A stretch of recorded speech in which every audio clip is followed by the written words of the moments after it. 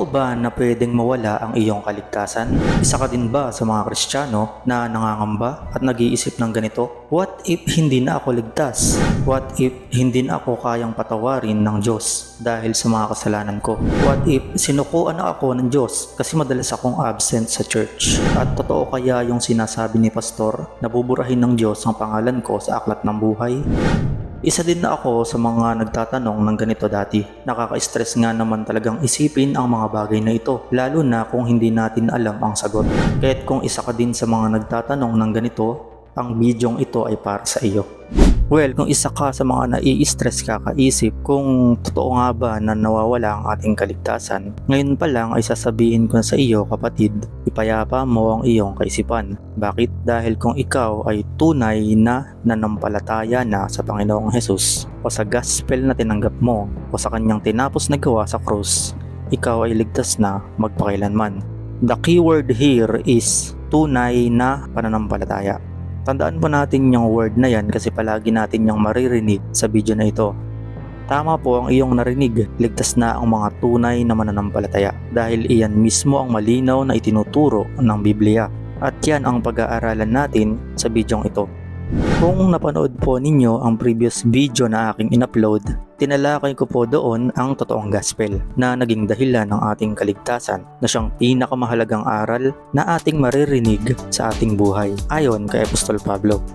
At malinaw na tinalakay doon na tayo ay ligtas na dahil sa ebanghelyo ng biyaya ng Diyos na tungkol sa mensahe ng krus o ang tinapos na gawa ng Panginoong Hesus sa krus ng Kalbaryo. Pero may isang kondisyon. Ano yung kondisyon? Kung tunay ang ating pananampalataya sa gospel na iyon. Inaanyayahan ko po kayo na panoorin ang bidyong iyon na may title na Ang Totoong Gospel. Ilalagay ko na lang po yung link sa description ng bidyong ito upang maunawaan po natin kung ano ang totoong gospel na dahilan ng ating kaligtasan. Ngayon sa video namang ito ay pagtitibayin natin ang ating pananampalataya sa kaligtasang ito na ating tinanggap. At nais ko po natanggalin ng anumang pag-aalinlangan na mayroon tayo sa ebanghelyo ng biyaya ng Diyos. Dahil talagang dumarating tayo minsan sa pag-aalinlangan, lalo na kung bata pa tayo sa ating pananampalataya. At lalo na kung may mga pastor na magsasabi sa iyo na maaaring mawala ang iyong kaligtasan. Pero gaya nga ng sinabi natin kanina, ipayapa mo ang iyong kaisipan dahil kung ikaw ay tunay na nanampalataya na sa Panginoong Hesus, ikaw ay ligtas na magpakailanman. Ito ang katotohanang itinuturo ng Biblia na mismong ang Panginoong Hesus ang siyang nagsabi at ito ay nakapagbibigay sa atin ng kapayapaan sa buhay na ito. Kaya't napakahalagang mapakinggan natin ito dahil ayaw ng Panginoon na mabuhay tayo sa takot. Nais niya na mabuhay tayo na may kapayapaan. At naniniwala din po ako na kapag tayo ay mayroong assurance sa ating kaligtasan, mas makakapaglingkod tayo ng maayos sa Diyos at mas mamahalin pa natin siya. At hindi na tayo babalik sa dating makasalanang pagkatao dahil nauunawaan natin ang biyayang ating tinanggap mula sa Panginoong Hesus. Narito ang isang katotohanan sa Biblia kung bakit hindi nawawala ang ating kaligtasan. Ito ay dahil ang kaligtasan ay isang beses lang ibinibigay sa mga tunay na sumasampalataya at binigyan ng Diyos ng assurance ang mga ito na hindi na mawawala ang kanilang kaligtasan. Ito po ay mababasa natin sa Juan chapter 10 verse 27 to 29. Dito ay lalaliman natin ang pag-aaral upang mas ma-appreciate po natin ang katotohanan ito kung bakit hindi nawawala ang ating kaligtasan. Basahin po muna natin yung verse 27 at ito ang sabi ng Panginoong Hesus. Nakikinig sa akin ang aking mga tupa, kilala ko sila at sumusunod sila sa akin. Base sa konteksto ng binasa natin, ang tupa na tinutukoy ng Panginoong Hesus ay ang lahat ng tao na naniniwala sa Kanya, Hudyo man o mga Hentil. Kung babasahin po natin yung verse 25 and 26. In short, ang mga tupa ay mga believer. Sila yung mga tunay na naniniwala at sumasampalataya sa Kanya. Bakit mayroon bang hindi naniniwala at peking mananampalataya? Meron po dahil ayon sa Panginoong Hesus, kilala niya kung sino ang mga tupa o yung mga tunay na sumasampalataya. Kilala niya yung hindi tupa at yung nagpapanggap lang na tupa. Bakit? Kasi ang totoong tupa ayon sa Panginoong Hesus nakikinig sa kanya at kilala ng mga tupa ang tinig ng kanilang pastol at sumusunod sila sa kanya. Pero maaring may magsabi, so kailangang sumunod para maging isang tupa? Hindi po, dahil ayon sa Panginoong Hesus, dapat nauna muna yung identity. So paano ito naging posible? Ito ay dahil sa paunang kaalaman ng Diyos. Sa English ay foreknowledge of God at sa original Greek text naman ito ay tinatawag na prognosis. Meaning, sa point of view ng Diyos, alam na niya kung sino-sino ang kabilang sa kanyang tupa. Mula sa walang hanggan ay nakita na niya kung sino ang mga tunay na sasampalataya sa kanyang anak. Hindi iyon imposible sa Diyos dahil ang Diyos ay omniscient, meaning alam niya ang lahat. Nakita na niya ang simula at ang katapusan ng mundo dahil hindi siya sakop ng oras at siya ay nabubuhay sa walang hanggan. Kilala ka na ng Diyos noon pa man at alam niya kung ikaw ay kanyang tupa. Katunayan, bago sinabi ng Panginoong Hesus ang verse 27, ito ang sinabi niya sa verse 26.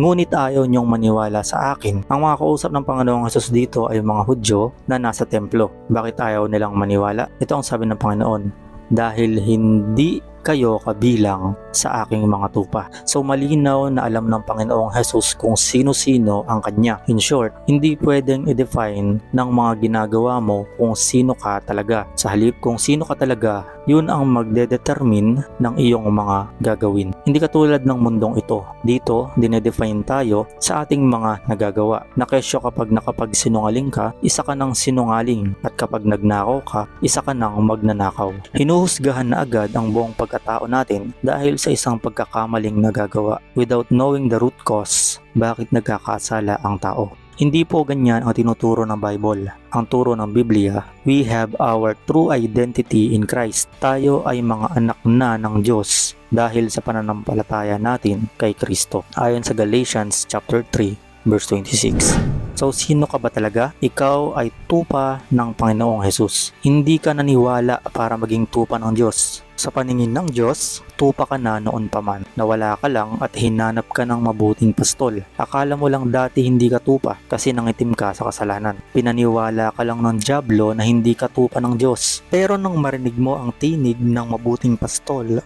nakilala mo agad ito. Nang marinig mo ang totoong gospel, kilala mo na agad kaya ka naniwala at sumunod. Hindi ka sumusunod para maging tupa dahil kung papaanong natural sa isang tupa ang pagsunod sa kanyang pastol, natural din sa mga tupa ng Panginoong Hesus ang pagsunod. Likewise, hindi ka gumagawa para maging Kristiyano. Kristiyano ka kaya ka gumagawa ng mabuti. Natural ito sa totoong Kristiyano.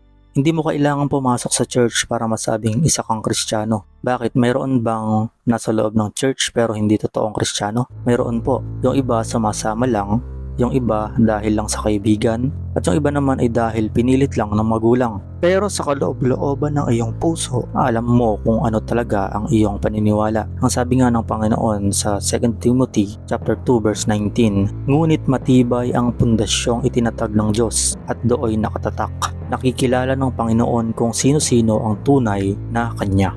Yung word na nakikilala ay mula sa Greek word na ginosko, meaning relational knowledge. So papaano nangyari yon? Na noon pa man, may relasyon na sa iyo ang Diyos. Ito nga ay dahil sa kanyang foreknowledge o yung prognosis. Ibig sabihin, mayroong relasyon, hindi lang basta kakilala. Kaya nga bago ka pa isilang sa mundo, kilala ka na ng Diyos. Bago pa likhain ng mundo, alam na niya kung ikaw ba ay tatanggap sa Panginoong Hesus. Alam niya na noon pa man kung ikaw ba ay mayroong personal na relasyon sa Kanya. So bottom line is, the personal relationship with God. At kung ano ba yung paniniwala mo sa tinapos na gawa ng Panginoong Hesus sa krus ng Kalbaryo. Alam ng Diyos kung sino ang tunay na tupa. Kilala niya kung sino ang tunay na sumasampalataya. Kaya't ang mahalagang tanong ngayon, tunay ka bang sumasampalataya sa ginawa ng Panginoong Hesus sa krus ng Kalbaryo o sa tunay na gospel? Kung oo, ikaw ang binabanggit ng Diyos dito na kanyang tupa. Bakit mahalagang malinaw sa atin na ang mga tupa ay ang mga tunay na sumasampalataya? Dahil ang mga tupa ng Panginoong Hesus ay binigyan niya ng assurance sa kanilang kaligtasan. Ituloy na po natin yung pagbasa sa verse 28. Binibigyan ko sila, yung sila ay yung mga tupa o yung mga tunay na mananampalataya. Binibigyan ko sila ng buhay na walang hanggan. Kung papansinin po natin yung word na binibigyan, sa mga English translations, ang nakasulat is I give them eternal life, which is present tense. hindi po ibibigay pa lang. Kasi po ang buhay na walang hanggan ay isang present possession. Ibig sabihin, ngayon ay mayroon ka ng buhay na walang hanggan. Kanino? Sa mga tupa o sa mga tunay na sumasampalataya sa Panginoong Hesukristo. Ayon nga sa 1 John chapter 5 verse 11, at ito ang patotoo ng Diyos. Binigyan niya tayo ng buhay na walang hanggan at ang buhay na ito'y nasa kanyang anak. Sa English translations, ang nakasulat, God has given, which is present perfect tense. Pero sa original Greek word na didomi ay isang aorist tense. At ang aorist tense is a past tense of Greek verbs denoting an action without indicating whether completed, continued, or repeated. Naibigay na ba sa mga sumasampalataya o hindi pa? Naibigay na. Kapag binigyan ka ng eternal life ngayon, hindi ibig sabihin kailangan mo na mamatay ngayon. Kapag binigyan ka ng eternal life ngayon ng Panginoon, ito ay assurance na ang langit ang iyong huling tahanan. Kapag ikaw ay pumanaw sa iyong pisikal na katawan, mapayapa kang lilisan sa mundo dahil alam mo kung saan ka patutungo. Sa Panginoon ka magpakailanman. Ang sabi nga ni Apostol Pablo sa 2 Corinthians chapter 5 verse 8, malakas nga ang loob nating iwan ang katawang ito. So bakit malakas yung loob? Kasi nga mayroong assurance. Malakas ang loob nating iwan ang katawang ito na ating tinatahanan ngayon upang manirahan na sa piling ng Panginoon. So malinaw na may assurance ka na ligtas ka na ngayon kung tunay kang tupa o isa kang tunay na nananampalataya sa Panginoon. Tuloy natin sa verse 12. Ang sino mang nasa kanya ang anak ng Diyos ay may buhay na walang hanggan. Ngunit ang sino mang wala sa kanya ang anak ng Diyos ay walang buhay na walang hanggan. So malinaw ang sinasabi ng Biblia. Ang sino mang nasa kanya ang anak ng Diyos ay may buhay na walang hanggan. Sa English translation, ang nakalagay, has life. Ibig sabihin present tense. Katulad ng binasa natin kanina sa John 10:28 na ang sabi, I give them eternal life, which is present tense. So bakit mahalagang maunawaan natin na naibigay na sa atin ang buhay na walang hanggan? Ano ba ang importansya nito? Kasi ganito po yan. Ang tipikal na pagkaunawa po natin, ang eternal life ay matatanggap mo pa lang pagdating mo sa langit. Tama po ba? Which is nagdudulot ito ng pag-aalinlangan. Madalas nagdududa tayo, ibibigay kaya ito ng Diyos? Which is mali dahil pinagdududahan mo pa ang Diyos at ang sarili mo. Pero ang teaching ng Biblia, ang eternal life ay naibigay na. Bakit? Nais ng Diyos na maunawaan natin na mayroon na tayong buhay na walang hanggan dahil nais niya na magkaroon tayo ng kapanatagan at kapayapaan sa buhay na ito. Dahil alam nating mayroon tayong buhay na walang hanggan, mapayapa tayong mabubuhay at lilisan sa mundong ito. Tuloy natin sa verse 13. Ang mga bagay na ito ay isinulat ko sa inyo upang inyong maalaman na kayo'y mayroong buhay na walang hanggan. Sa makatuwid ay sa inyong nananampalataya sa pangalan ng anak ng Diyos. So malinaw na ang mga tupa o ang mga tunay na nananampalataya sa pangalan ng anak ng Diyos ay mayroon ng buhay na walang hanggan. Ano pa ba ang malabo dito? Ipinapaalam talaga ito ng Diyos. Nais talaga niya na malaman mo na ikaw ay mayroon ng buhay na walang hanggan para hindi ka laging nagdududa o nai-stress. Ganoon ka kamahal ng Diyos. Mayroong buhay na walang hanggan sa makatuwid ay sa inyong nananampalataya sa pangalan ng anak ng Diyos, which is the gospel. Saktong-sakto ito sa binasa natin kanina sa John chapter 10 verse 28. I give them eternal life. When? Right now. Ngayon ay hawak mo na ang buhay na walang hanggan. So magdududa ka pa ba kung ibibigay o hindi? Pero may mga magtatanong, paano kung bawiin? Well, kung nagdududa ka pa rin na baka bawiin, balikan natin yung John chapter 10 verse 28. Binibigyan ko sila ng buhay na walang hanggan, kailanman ay hindi sila mapapahamak. So ang sabi ng Panginoong Jesus, yung mga binigyan na ng buhay na walang hanggan, kailanman ay hindi mapapahamak. Ibig sabihin, once lang ibinibigay ang kaligtasan. Once na ibigay ito, hindi na ito babawiin. Yung word na kailanman ay hindi, sa Greek word ay omei, means never ever, certainly not, not at all, no chance. So ibig sabihin wala talagang tsansa na bawiin sa mga tunay na mananampalataya ang buhay na walang hanggan o yung kaligtasan. Now, yung word na mapapahamak sa English translation, ito ay perish at mula sa Greek word na apollomy, which means be destroyed. Kaya kapag binasa natin ulit ang verse 28 sa original Greek text, O may apollomy, kailanman ay hindi sila mapapahamak. They will never ever perish. Walang tsansa na mapahamak ang mga tunay na mananampalataya. Walang tsansa na mapunta ka sa impyerno. Walang tsansa na maagaw ka ni Satanas. Once you are truly saved, you are eternally saved. Hindi dahil sa mabubuti mong gawa, kundi dahil sa tinapos na gawa ng Panginoong Jesus sa krus ng Kalbaryo. So kung hindi ka pa natitibayan dyan, tuloy lang natin ang sinabi ng Panginoong Jesus. Binibigyan ko sila ng buhay na walang hanggan at kailanman ay hindi sila mapapahamak. Walang makakaagaw sa kanila sa aking kamay. So malinaw na malinaw, binigyan tayo ng Panginoong Jesus ng security. Sino mismo ang nakahawak sa atin, sa ating mga tunay na tupa, sa ating mga tunay na mananampalataya? Ang Panginoong Jesus mismo. Ang sabi niya, walang makakaagaw. As in wala. Yung word na wala, papaliwanag ko pa ba to? Wala nga eh. Pero sige, para mas ma-appreciate natin, sa original Greek text, ito po ay tis. At ito po ay indefinite pronoun, means any person, any being, or anything. Ibig sabihin, wala.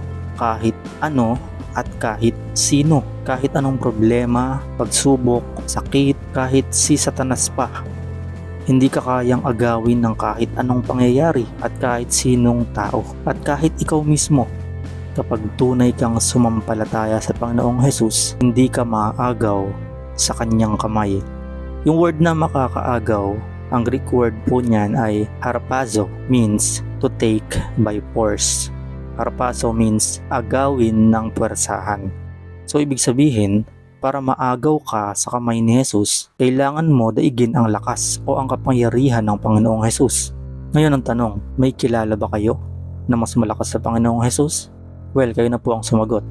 Ngayon, kung wala kang kilala na makakaagaw sa iyo sa kamay ni Jesus, mangangamba ka pa ba? Magdududa ka pa rin ba sa kaligtasan na nasa iyo na? Nahawak-hawak mismo ng Panginoong Jesus.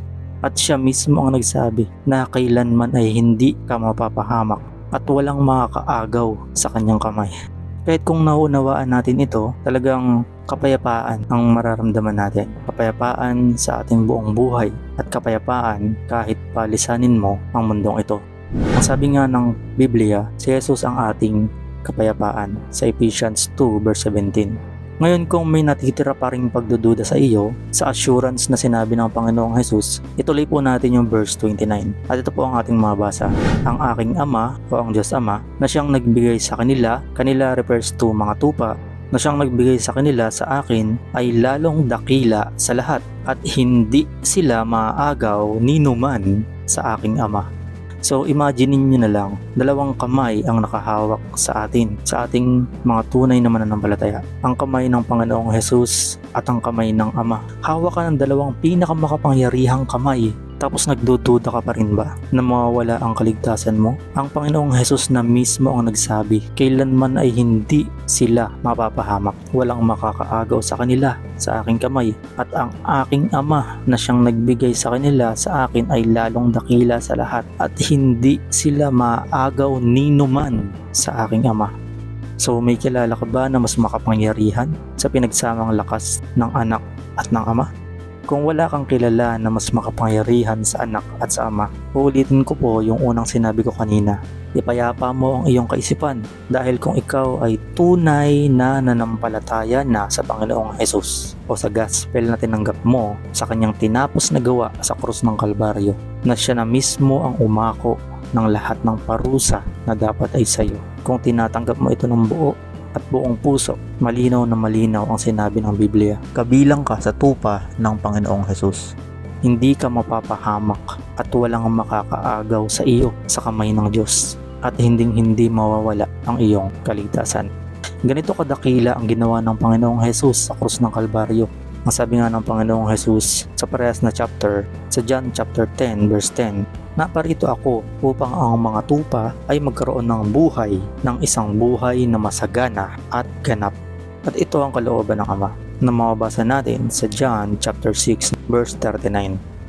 At ito ang kanyang kalooban, ang huwag kong hayaang mapahamak ang kahit sino man sa mga ibinigay niya sa akin, kundi ang buhayin ko siyang muli sa huling araw. Ikalawang katotohanan na ating pag-uusapan kung bakit hindi nawawala ang ating kaligtasan. Dahil ipinangako ng Diyos na kailanman ay hindi niya buburahin ang ating pangalan sa aklat ng buhay. Totoo po ang inyong narinig, ito po ay isang pangako mula sa Panginoong Hesus. Take note, ito ay pangako ng Diyos sa mga tunay na mananampalataya o mga tupa ng Panginoong Hesus. Sila yung mga tunay na sumasampalataya sa tinapos na gawa ng Panginoong Hesus sa krus ng Kalbaryo. Ang pangakong ito ng Panginoong Hesus ay mababasa natin sa Revelations chapter 3 verse 5 na ito ang ating mababasa. He who overcomes shall be clothed in white garments, and I will not blot out his name from the book of life, but I will confess his name before my Father and before his angels. Pag-aralan po natin ng mabuti ang verse na ito dahil sa ibang mga bumabasa, ito umano ay malinaw na nagsasabi na ang pangalan ay posibleng mabura sa aklat ng buhay. Dahil kapag hindi ka umano magtagumpay, ang pangalan mo daw ay buburahin. Ngayon mahalagang masagot muna natin ang tanong na kailan ba ibinigay ng Diyos ang victory na ito? Well, kung babasahin po natin itong mabuti, ang nakasulat ay He who overcomes. At hindi naman po sinabing if He will overcome. So, hindi po ito conditional. Hindi po ito kondisyon sa mga magtatagumpay sa hinaharap, kundi ito po ay isa ding assurance o affirmation mula sa Panginoong Hesus. Para kanino? To him who overcomes. Overcomes, ito po ay malinaw na present tense. Kung titingnan din natin ang original Greek text nito, ang nakalagay is nikao. Ito po ay first singular present indicative, means to win, be the winner, or conquer. Ibig sabihin ito ay present tense at yung word na nikao ay mula sa word na Nike, means victory. Kung ito ay tagumpay ngayon, ibig sabihin hindi ito kondisyon ng iyong performance na susukatin sa hinaharap. Dahil ang basihan ng ating kaligtasan ay walang iba kundi ang ginawa ng Panginoong Hesus sa krus ng Kalbaryo. Tayo ay naligtas lamang dahil sa biyaya ng Diyos sa pamamagitan ng pananampalataya natin sa tinapos na gawa ni Hesus sa krus o sa totoong gospel, at hindi sa pamamagitan ng ating mga gawa. Ito ay malinaw na sinasabi ng Biblia at hindi ito mapasinungalingan ni numan, at ito ay mababasa natin sa Ephesians chapter 2 verse 8 to 9. Dahil sa biyaya ng Diyos na ligtas kayo nang sumampalataya kayo kay Kristo. Kaloob ito ng Diyos at hindi galing sa inyo. Hindi ito nakasalalay sa mabubuti ninyong gawa para walang maipagmalaki ang sinuman.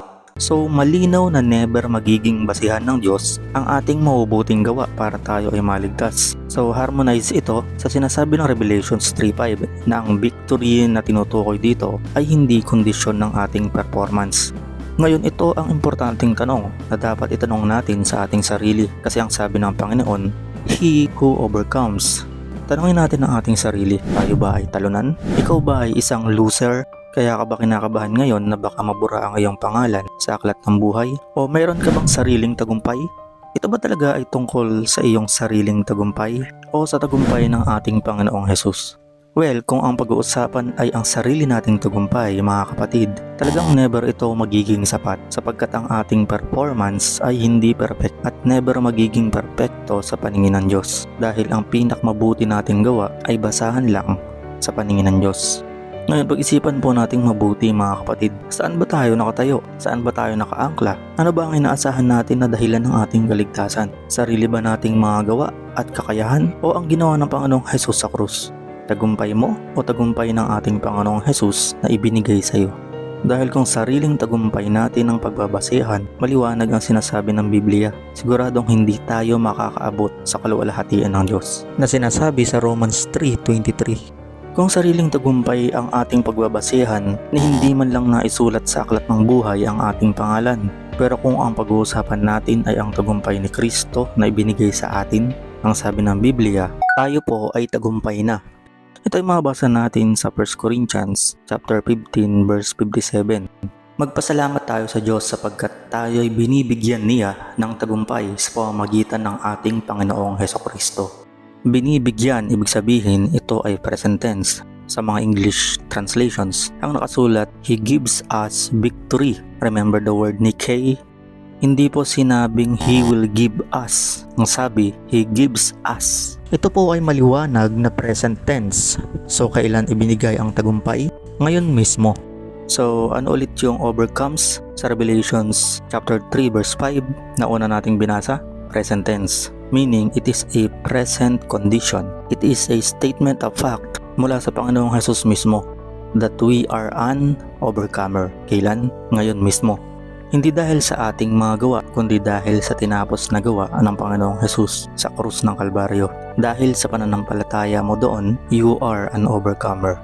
Ang sabi, magpasalamat tayo sa Diyos sapagkat tayo'y binibigyan niya ng tagumpay.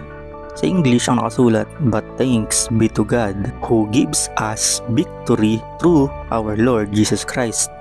So ayon sa verse, paano natin nakuha yung tagumpay? Binibigyan tayo ng Diyos. Bigay. Pagbigay po ba pinaghirapan? Hindi po, dahil ang tagumpay o ang kaligtasan ay isang regalo ayon sa Romans chapter 6 verse 23 at sa Ephesians chapter 2 verse 8 to 9 na binasa natin kanina.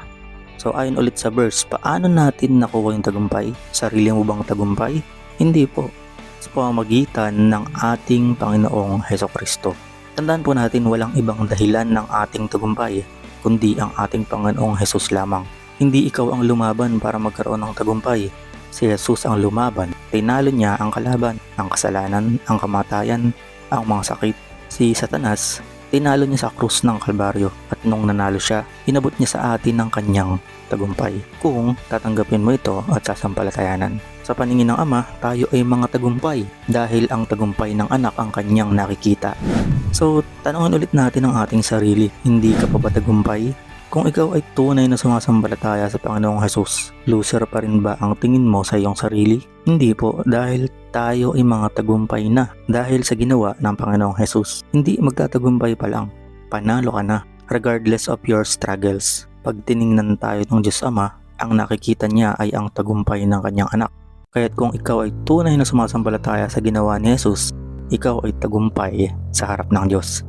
Basahin din po natin ang Romans chapter 8 verse 37. Ang sabi, yet in all these things we are more than conquerors through Him who loved us. So, we are, ibig sabihin present tense, we are more than conquerors. Ngayon, hindi po sinabing we will become more than conquerors someday. Hindi po. Kailan? Ngayon mismo. Remember, He who overcomes, Revelations 3:5, present tense. He gives us the victory, 1 Corinthians 15:57, present tense. At ngayon, we are more than conquerors, Romans chapter 8, verse 37, present tense. So, tanungin ulit natin ang ating sarili. Ano na tayo ngayon? Nagtagumpay na o magtatagumpay pa lang? Loser pa rin ba tayo ngayon? Hindi na po. We are an overcomer. Consistent po ang sinasabi ng Biblia. We are an overcomer. We are victorious. And we are more than conquerors. Papaano? Through Him who loves us. So sa pamamagitan pa din ni Jesus, consistent po ang Biblia. Tayo ay tagumpay hindi dahil sa ating sariling mga gawa, kundi sa pamamagitan lamang po ng ating Panginoong Jesus. Now, mahalagang maunawaan din po natin ang sinasabi na yet in all these things, we are more than conquerors. Yung tinutukoy na all these things, kung titingnan po natin ang konteksto nito, mababasa po natin sa mga naunang verse na ang tinutukoy ni Apostol Pablo ay ang mga kapighatian, kahapisan, kagutom, kahubaran, panganib o tabak. Na ang mga bagay na ito ay hindi makapaghihiwalay sa atin sa pag-ibig ni Jesus. At malinaw na sinabi din doon sa verse 34 na wala nang makakahatol sa atin dahil si Kristo na mismo ang hinatulang mamatay para sa atin. So ito ay assurance mula sa Diyos na anuman ang ating kinakaharap ngayon, anuman ang iyong struggle, ang tingin niya sa atin ay higit pa sa mananagumpay dahil sa ating Panginoong Jesus. At dahil sa pananampalataya natin sa tagumpay na ito ng Panginoon, ang sabi ng Biblia, tayo ay kasama sa parada ng tagumpay ni Kristo. Basahin natin ang 2 Corinthians chapter 2 verse 14. na ito ang ating mabasa. Ngunit salamat sa Diyos at lagi niya kaming isinasama sa parada ng tagumpay ni Kristo dahil sa aming pakikipag-isa sa Kanya. At sa pamamagitan namin ay pinalalaganap ng Diyos sa lahat ng dako ang mabangong halimuyak ng pagkakilala sa Kanya. So bakit nga ba may parada ng tagumpay? Dahil ba sa sarili nating tagumpay? Hindi po. Maliwanag na ito ay dahil sa tagumpay ni Kristo. Now ayon sa verse, kailan ka isasama sa parada ng tagumpay? Ang sabi, lagi, always. Palagi tayong kasama. Paano? Dahil sa pakikipag-isa natin kay Kristo. Dahil sa pananampalataya natin sa tinapos na gawa niya sa krus. Tandaan natin palagi, isinasama tayo sa tagumpay niya. Hindi ang sarili natin ang dahilan ng ating tagumpay. Palaging si Jesus ang dahilan ng ating tagumpay. Siya lang at walang iba. At ito ang dahilan kung bakit tayo gumagawa ng mabuti. Hindi tayo gumagawa ng mabuti para magtagumpay. Natural sa atin ang paggawa ng mabuti dahil sa kabutihan ng Diyos. Gumagawa tayo ng mabuti dahil tayo ay tagumpay na. Ginagawa natin ito dahil sa kasiyahan, hindi dahil napipilitan. Ang sabi, at sa pamamagitan namin ay pinalalaganap ng Diyos sa lahat ng dako ang mabangong halimuyak ng pagkakilala sa Kanya. Natural na hahalimuyak sa atin ang bango ng Panginoong Hesus. At sabi sa verse 15, para kaming mabangong handog na inialay ni Kristo sa Diyos at naaamoy ng mga taong naliligtas at nang napapahamak. Malinaw na dahil lamang sa Panginoong Hesus, kaya mabango ang amoy natin sa Diyos, hindi dahil sa ating sariling efforts o mabubuting gawa. Ito ay ang halimuyak ng Panginoong Hesus na humawa sa atin dahil sa ating pakikipag-isa sa Kanya. Ang sabi ng Panginoong Hesus sa Ama, ipinakilala kita sa kanila at patuloy kitang ipapakilala upang ang pagmamahal mo sa akin ay mapa sa kanila at ako man ay mapa sa kanila. So kung gaano kamahal ng Ama ang anak, ganoon din ang pagmamahal ng Ama sa atin dahil sa anak. At tayo ay itinuring na mga anak ng Diyos dahil sa pananampalataya natin sa Panginoong Hesukristo. So balik tayo sa Revelations chapter 3 verse 5. Ang sabi, He who overcomes. Tayo ba ang tinutukoy ng verse? Base sa pag-aaral natin, yes po. Tayo ang tinutukoy na overcomer. Hiwalay sa ating mga gawa dahil ang ating tagumpay ay walang iba kundi ang ating Panginoong Hesukristo. At may tatlong pangako ang Panginoong Hesus sa atin ng mga mananagumpay. Unang pangako, He who overcomes shall be clothed in white garments. Pangalawang pangako, I will not blot out his name from the book of life. At pangatlong pangako, I will confess his name before my Father and before his angels. Now look at the second promise, kasi ito yung ginagamit ng mga bumabasa dito na maaari daw burahin ang pangalan sa aklat ng buhay. Ang sabi sa verse, He who overcomes, it refers to us na mga nagtatagumpay dahil kay Kristo. Ang sabi, I will not blot out his name from the book of life. Actually, masyado pang mahina ang translation na ito dahil sa original na Greek text, ang nakasulat is O may. Remember this word sa part 1, meaning never ever. Yes po, ang Greek word na O may, O means not, may means not. So pag pinagsama natin, not, o never, ever, ito ay double negative to strengthen the denial dahil nais bigyang diin ng Panginoong Hesus na hindi niya buburahin ang ating pangalan, as in never. So basahin natin ulit para mas maramdaman natin ang pangako ng Panginoong Hesus. He who overcomes, I will not, O may, never ever, I will never ever blot out his name from the book of life. Never ever. Sa Tagalog, hindi. Kailanman ay hindi buburahin sa aklat ng buhay. Walang tsansa na burahin ng Diyos sa aklat ng buhay ang ating pangalan. Bakit? Dahil tayo ay higit pa sa mananagumpay dahil sa ating Panginoong Hesus. Tandaan natin palagi ang pangakong ito na Panginoong Hesus. Ikaw ay dadamitan ng puti. Hindi kailanman buburahin ang pangalan mo sa aklat ng buhay at ang iyong pangalan ay kikilalanin sa harap ng Ama at ng kanyang mga anghel. Kanino pangako ito? Ito ay pangako niya sa lahat ng nagtatagumpay. So tatanungin ko kayo ulit, ikaw ba ay nagtatagumpay? Yes po, sapagkat ang tagumpay ni Kristo ay ibinigay sa iyo nang ikaw ay tunay na sumampalataya sa Kanya. Ikaw ay higit pa sa mananagumpay at tandaan natin palagi, walang anak ng Diyos na talunan. Ang tagumpay mo ay hindi sinusukat ng mga tao. Ang tagumpay mo ay hindi sinusukat ng simbahan mo. Ang tagumpay mo ay lalong hindi sinusukat ng pastor mo. Ang tagumpay mo ay sinukat na ng Diyos. At ang tagumpay mo ay sapat dahil ang tagumpay mo ay ang tagumpay ng Panginoong Jesus. His grace is sufficient for us. Ang sabi nga sa 2 Corinthians chapter 12 verse 9. Ngayon, kanino ka maniniwala? Sa pastor mo o sa pangako ng Panginoong Jesus? Well, kayo na po ang sumagot.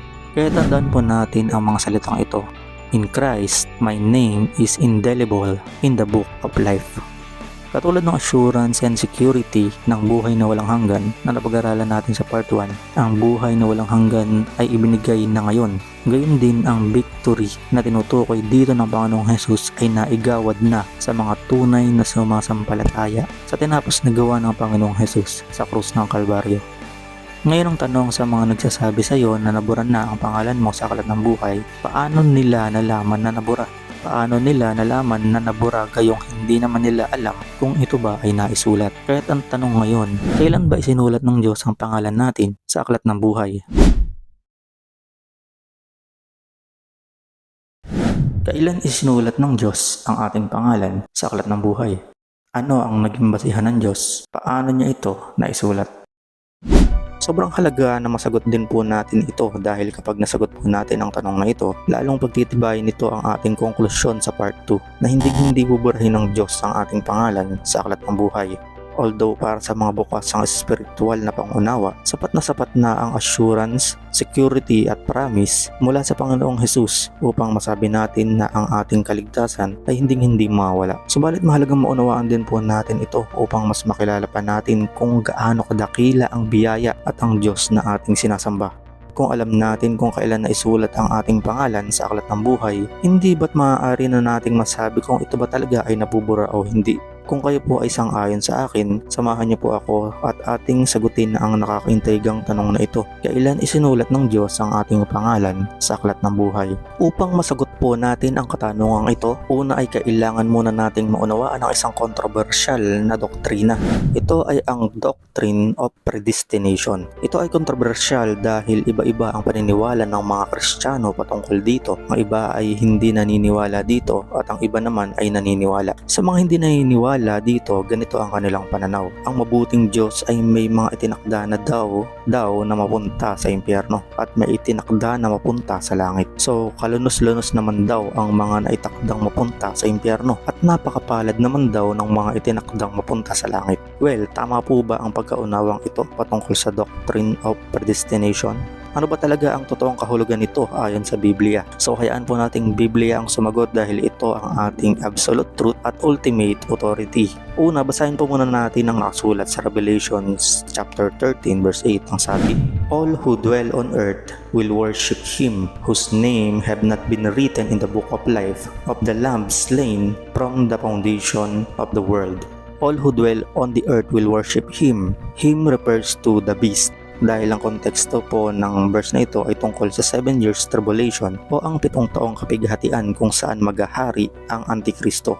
Ang sabi, whose name have not been written in the book of life. So ang mga sasamba lang sa halimaw ay ang mga hindi nakasulat ang pangalan sa aklat ng buhay. So pagganahin po natin ng kaunti ang ating kaisipan. Kung sinabi ng Biblia na ang sasamba lang sa halimaw ay ang mga taong hindi nakasulat ang pangalan sa aklat ng buhay, ibig sabihin may mga pangalan na nakasulat na at may mga pangalan na hindi talaga nakasulat. Ang tawag dito ay the book of life of the Lamb slain from the foundation of the world. Ngayon, suriin din po natin ang huling bahagi ng verse. Ang sabi, the Lamb is slain from the foundation of the world. Ito ay mahalagang punto dahil ito ay makakatulong upang mas malinaw na maunawaan natin ang sagot kung kailan. Dahil may pagkakatulad ito kung kailan ba talaga naisulat ang ating pangalan sa aklat ng buhay. Yung lamb o ang kordero na tinutukoy na pinatay, alam naman natin na ito ay ang ating Panginoong Jesus dahil siya ang kordero ng Diyos na nag-aalis ng kasalanan ng sanlibutan.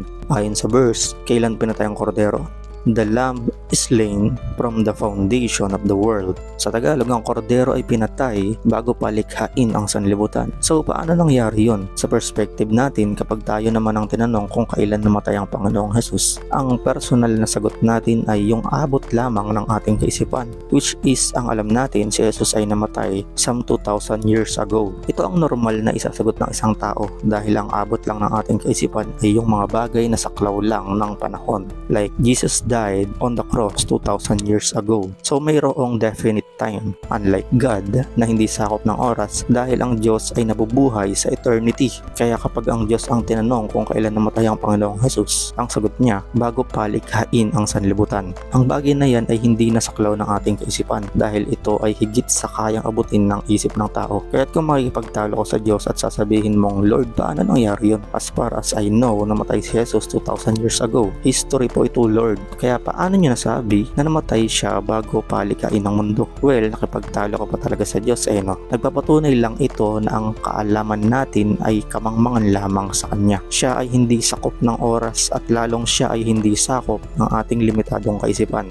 Kaya't ang mga ganitong uri ng wisdom ay ang salita lang ng Diyos ang nakakapagpaliwanag sa atin sa tulong ng banal na Espiritu. Kaya't para maunawaan natin ito, tanungin natin ang Biblia. Ito ay pinaliwanag ng Biblia sa sulat ni Apostol Pedro sa kanyang sulat sa unang Pedro chapter 1 verse 19 to 20. Ang sabi, kundi sa pamamagitan ng mahalagang dugo ni Kristo, siya ang korderong walang batik at kapintasan. Pinili na siya ng Diyos sa gawain ito bago pa nilikha ang daigdig at ipinahayag siya alang-alang sa inyo bago sumapit ang katapusan ng panahon. Yung kordero refers to our Lord Jesus Christ. Pinili na siya ng Diyos sa gawain ito. So ang Panginoong Jesus ay pinili na kailan bago pa nilikha ang daigdig. Posible ba ito sa Diyos? Of course, dahil ang Diyos ay nasa labas ng panahon. Saklaw niya ang walang hanggan, kaya't kung hindi ito ay papaliwanag sa atin ng Biblia, hindi ito kayang arukin ng ating kaisipan. At ipinahayag siya alang-alang sa inyo bago sumapit ang katapusan ng mga panahon. So malinaw na kailangan itong ipahayag ng Biblia sa atin upang ating maunawaan ang plano ng Diyos na kaligtasan para sa lahat. At upang maunawaan natin na alang-alang sa atin, ang Diyos na walang hanggan at walang kamatayan ay nilimitahan ng kanyang sarili at pumasok sa time zone natin para masaksihan ng tao ang kanyang pagliligtas sa pamamagitan ng kanyang kamatayan sa krus. Ang kanyang pagpasan sa lahat ng kapurusahan na hanggang kamatayan na dapat ay sa atin at ang kanyang muling pagkabuhay na siyang dahilan din kaya tayo ay may buhay na walang hanggan kung ito ay ating sasampalatayanan. At ayon sa Biblia o sa perspective ng Diyos, ito ay naganap na bago pa likhain ang mundo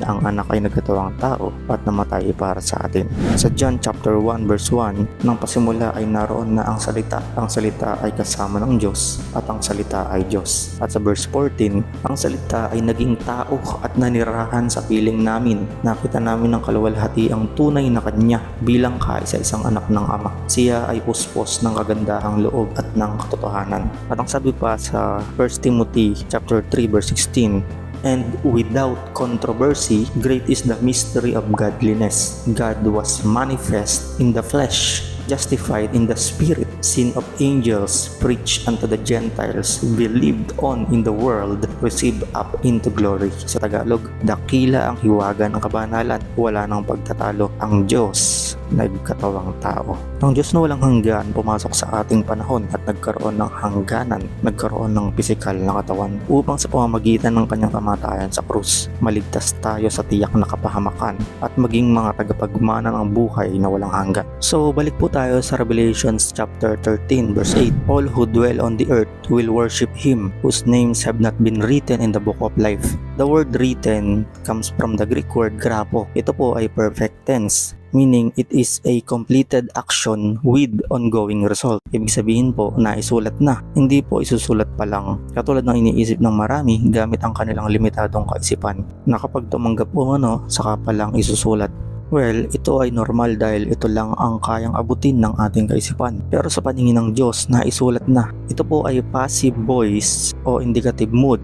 Ibig sabihin, ang pagsulat at hindi pagsulat ay gawa ng Diyos, hindi ng tao. Indicative mood means it is just a simple statement of fact na ang pangalan ay naisulat na. Hindi ito pinagtatalunan dahil ito ang katotohanan. Ito ay katulad ng simpleng pagpapahayag ng katotohanan na ang bola ay bilog. Hindi po ito pinagtatalunan, kaya indicative mood Ang kailangan mo lang gawin ay i-accept and affirm na ang Biblia ay salita ng Diyos. Dahil kung naniniwala ka na ang Biblia ay salita ng Diyos, tatanggapin mo lang at paniniwalaan ang mga sinasabi nito. Not unless iba ang pagkaunawa mo sa totoong sinasabi nito. Doon talaga nagkakaroon ng pagtatalo dahil sinasalungat mo ang totoong mensahe ng Biblia. Balik po tayo sa verse. Ang mga sasamba lang sa halimaw ay yung mga pangalan na hindi naisulat sa aklat ng buhay. So lahat ng naiwan sa rapture na hindi nakasulat sa aklat ng buhay ay sasamba sa halimaw. Kung uunawain po natin mabuti, mayroong basihan ng statement ni Juan na ang mga sasamba lang sa halimaw ay ang mga taong hindi nakasulat ang pangalan sa aklat ng buhay.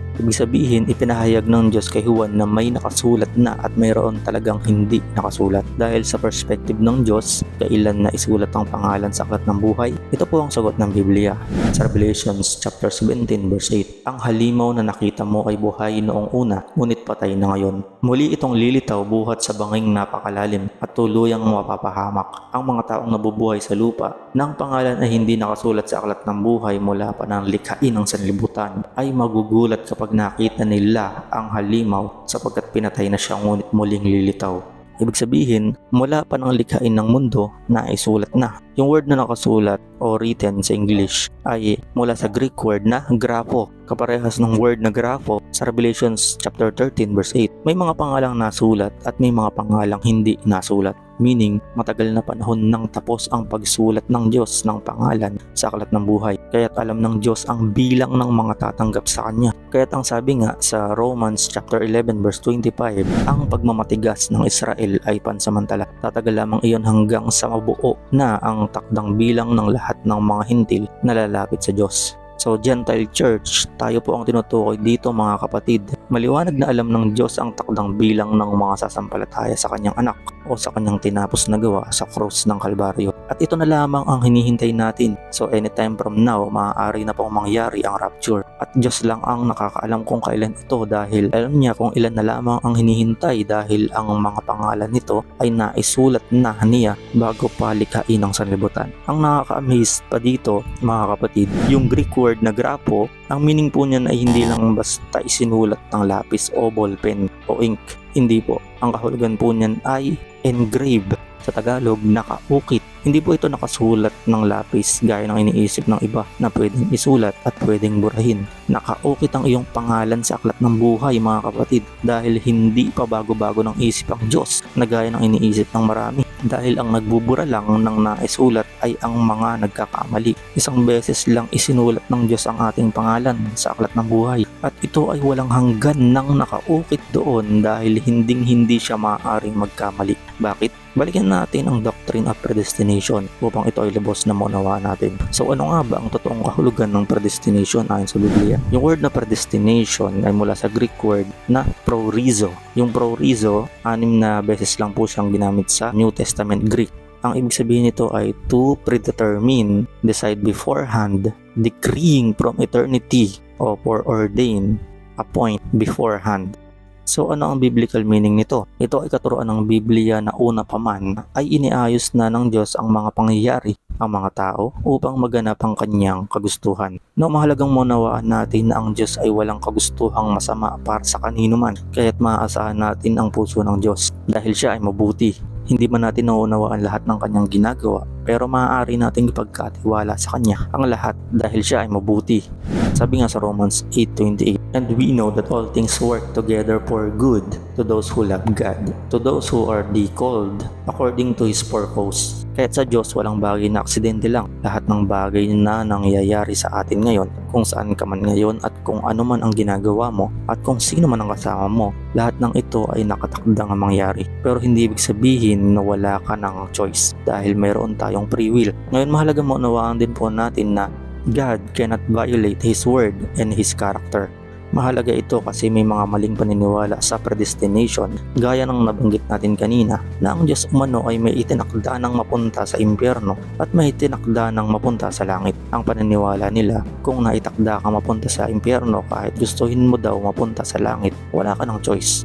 Alam niyo po kung bakit maling-mali ang paniniwalang ito? Dahil ito ay malinaw na bumabangga sa salita ng Diyos. Bukod dito, ang paniniwalang ito ay kontra sa karakter ng Diyos. Dahil kung ang Diyos ay may piniling mapunta sa impyerno at may piniling mapunta sa langit, hindi ba't malinaw na mayroon siyang kinikilingan at lalabas na hindi makatarungan ng Diyos at babangga ito sa maraming verse sa Biblia? Ang sabi nga sa John 3:16, sapagkat gayon na lamang ang pag-ibig ng Diyos sa sangkatauhan, kaya't ibinigay niya ang kanyang kaisa-isang anak upang ang sinumang sumampalataya sa kanya ay hindi mapahamak kundi magkaroon ng buhay na walang hanggan. Lahat ng tao ay kanyang iniibig at nais niya na lahat ay sumampalataya sa anak upang maligtas. Sabi nga sa 1 Timothy chapter 2 verse 4, ibig niyang ang lahat ng tao ay maligtas at makaalam ng katotohanan ito.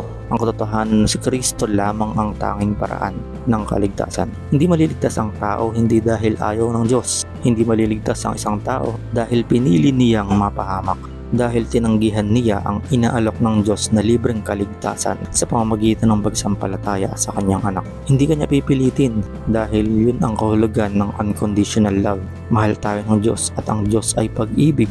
At ayon sa Biblia, ang pag-ibig ay hindi pinipilit. Mahal ng Diyos ang tao pero hindi niya tayo kakalagkarin upang makapiling siya sa langit. Ipapakita ng Diyos sa iyo ang kanyang pag-ibig.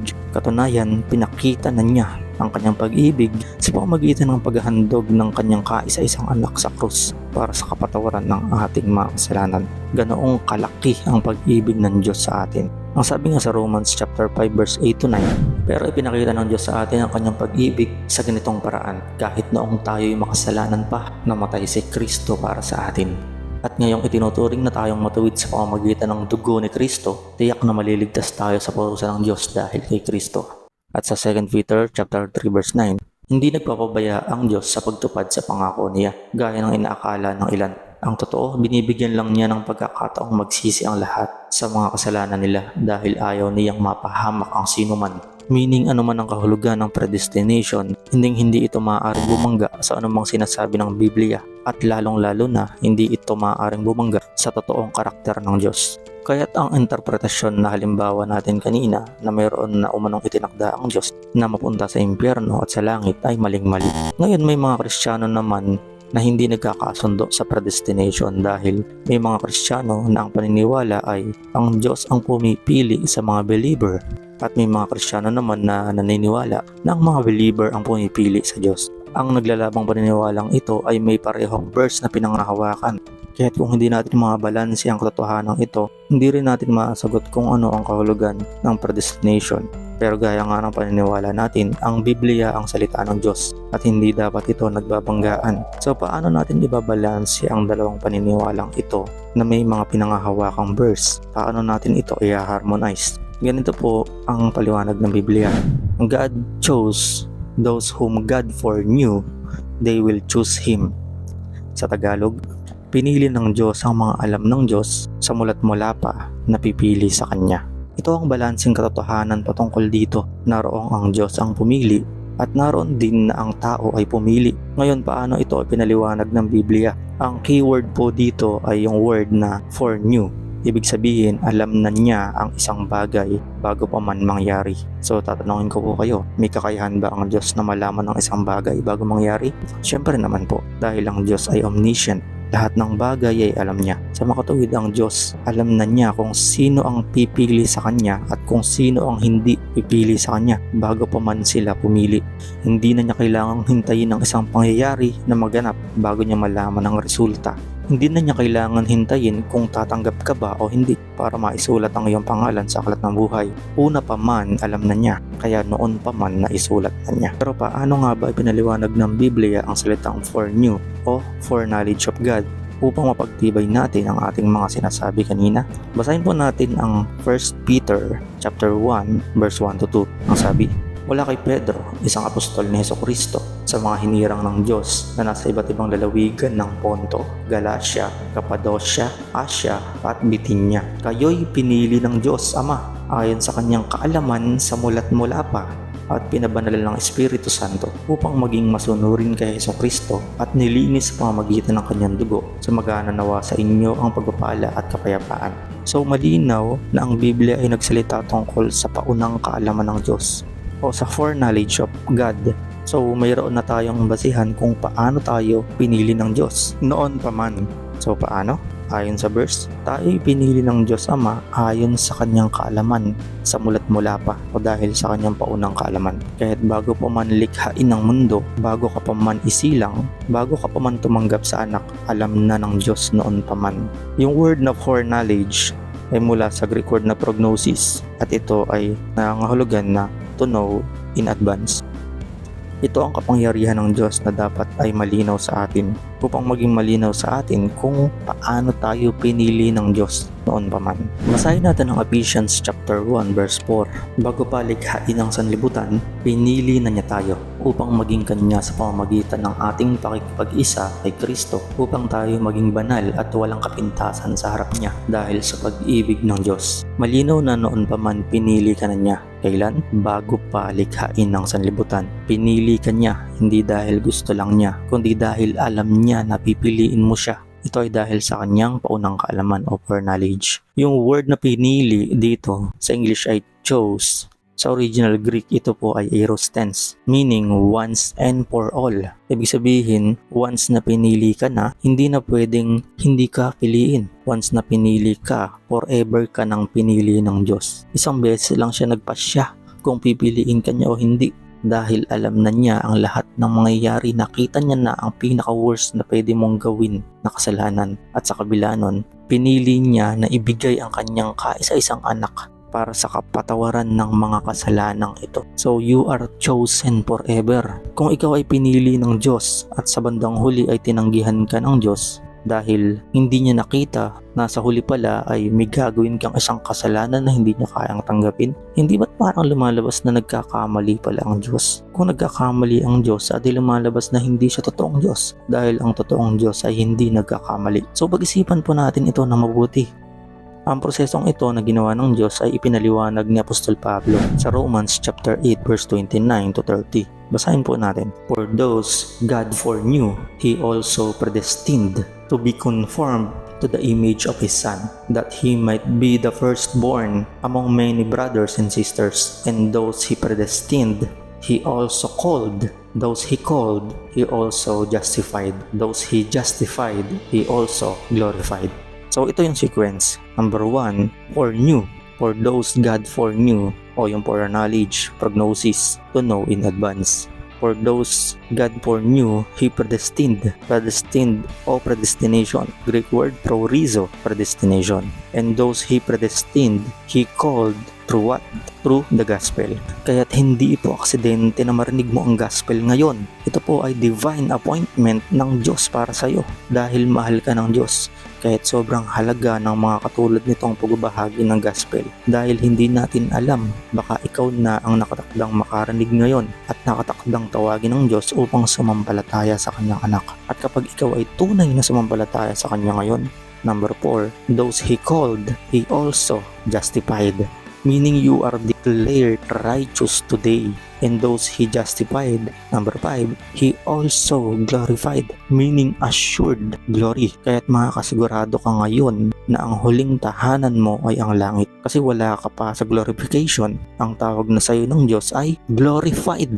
Hindi po will be glorified in the future. Basahin po natin ang Acts chapter 13 verse 48. When the Gentiles heard this referring to the gospel, they were glad and honored the word of the Lord. Pansinin po natin ang mga sunod na sinabi. And all who were appointed for eternal life, anong ginawa? Believed. So sino ang mga naniwala? Ang mga nakatakda na sa buhay na walang hanggan. Now maging maingat po tayo dito. Sila ay naniwala hindi dahil gusto ng Diyos na sila lang ang maniwala at ang iba ay mapahamak, gaya ng paliwanag natin kanina. Hindi po. Kaya po may pinili na ang Diyos para sa buhay na walang hanggan ay dahil ito sa kanyang kakayahan na malaman kung sino ang pipili sa kanya bago pa man ito mangyari. Hindi po ito mini-mini-mini mo. Hindi po ito capricious choice o kaprityuhan dahil mayroong basihan ang pagpili ng Diyos. At ito yung napag-aralan natin kanina na prognosis o foreknowledge of God. Ito ang kakayahan niya na malaman ang mangyayari bago pa man ito mangyari. Now look at the word appointed or ordained. Sa Greek word ito ay taso, meaning assigned o appointed. Sa Greek grammar ito po ay perfect tense, meaning completed action. Already done.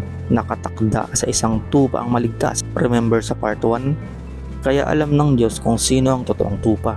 Alam na niya noon pa man. Kaya nga sa mga nakatakdang maligtas, walang hirap, walang debate. Kapag narinig nila ang gospel, tumatanggap agad. Kasi nga nakatakda silang tumanggap. Alam na ng Diyos noon pa man. Kaya nga napakahalaga ng evangelism. Napakahalaga na ipangaral ang mabuting balita ng Diyos. Dahil hindi natin alam, baka sa pagpapahayag natin, may nakatakda palang tumanggap, walang pagtatalo dahil ang mga totoong tupa, makikilala nila agad ang tinig ng mabuting pastol. Sabi nga sa John chapter 10 verse 25 to 26, sumagot si Jesus, sinabi ko na sa inyo, ngunit ayaw niyong maniwala. Ang mga ginawa ko sa pangalan ng aking Ama, ang nagpatotoo tungkol sa akin, ngunit ayaw ninyong maniwala sapagkat hindi kayo kabilang sa aking mga tupa. At sa 2 Timothy chapter 2 verse 19, ngunit matibay ang pundasyong itinatag ng Diyos at dooy nakatatak. Nakikilala ng Panginoon kung sino-sino ang tunay na Kanya. At tandaan po natin ang kaligtasan ay solong gawa ng Diyos, all by His grace for His glory. By grace alone, through faith alone, in Christ alone. Sa John chapter 6 verse 37, lalapit sa akin ang lahat ng ibinibigay sa akin ng Ama at hindi ko itataboy kailanman ang sino mang lumalapit sa akin. Ang tao bago lumapit kay Jesus, kailangan ibigay ng Ama sa kanyang anak. At sa verse 44, walang makakalapit sa akin malibang akayin siya sa akin ng Ama na nagsugo sa akin. So ang Diyos ang kumikilos sa atin kaya tayo lumalapit kay Jesus. So bakit kailangan ilapit ng Diyos sa anak? Dahil si Jesus ang tanging tagapagligtas. Siya ang designated Savior natin. Kung hindi sa pamamagitan ng anak o ng ating Panginoong Jesus, walang kaligtasan. At sa verse 65, idinugtong pa niya, iyan ang dahilan kaya ako sinabi sa inyo na walang makakalapit sa akin, malibang ito'y loobin ng Ama. So malinaw na ito ay solong gawa ng Diyos. Kaya kapag naligtas ang isang tao, hindi ito dahil sa tao. Hindi ito gawa ng tao. Gawa ng Diyos. Ito ang dapat nating maunawaan. Bakit? Upang sino man ay hindi magmalaki sa Diyos. At sa huli, ang ating palaging sasabihin, by His grace, for His glory. Kailan isinulat ng Diyos ang ating pangalan sa aklat ng buhay? Sagot, bago pa likhain ang sanlibutan. Ano ang basihan na naisulat ng Diyos ang ating pangalan sa aklat ng buhay bago pa man likhain ang sanlibutan? Sagot, His foreknowledge o prognosis o sa Tagalog ang kanyang paunang kaalaman. Huling tanong at ito ang pinaka-main question ng ating topic ngayon. Nabubura ba ang ating pangalan sa aklat ng buhay? Sagot, never, ever, hinding-hindi. Kaya't lagi nating tatandaan, in Christ, my name is indelible in the book of life. Ngayon sa mga nagsasabi na ang inyong pangalan ay nabubura sa aklat ng buhay, hindi ba't parang binabastos nila ang Diyos? Na siya ay pabago-bago ng kaisipan at pinalalabas nila na hindi alam ng Diyos na sa bandang huli ay tatalikod ka pala sa Kanya? Hindi ba't parang nililimatahan nila ang kakayahan ng Diyos, ang kakayahan niya na malaman ang lahat? Sa mga natatakot na mabura ang kanyang pangalan, maniniwala ka pa rin ba sa pastor mo na linggo-linggo na lang ay tinatakot ka na buburahin na ng Diyos ang iyong pangalan?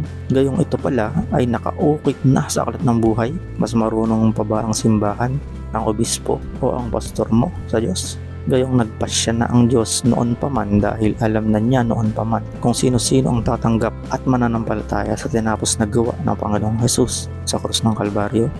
Mangangamba ka pa rin ba na ang iyong pangalan ay nabubura? Gayong pinili ka na ng Diyos bago pa nilikha ang sanlibutan dahil alam niya noon pa man na ikaw ay mananampalataya sa kanyang anak. Dahil alam ng Diyos na ikaw ay kayang baguhin ng kanyang biyaya dahil ang biyaya ng Diyos ay sapat at dahil sa biyaya tayo ay naligtas nang sumampalataya tayo sa ginawang pagliligtas ng Panginoong Jesus. Ganito kadakila ang biyaya ng Diyos na dapat ay maging malinaw sa ating lahat.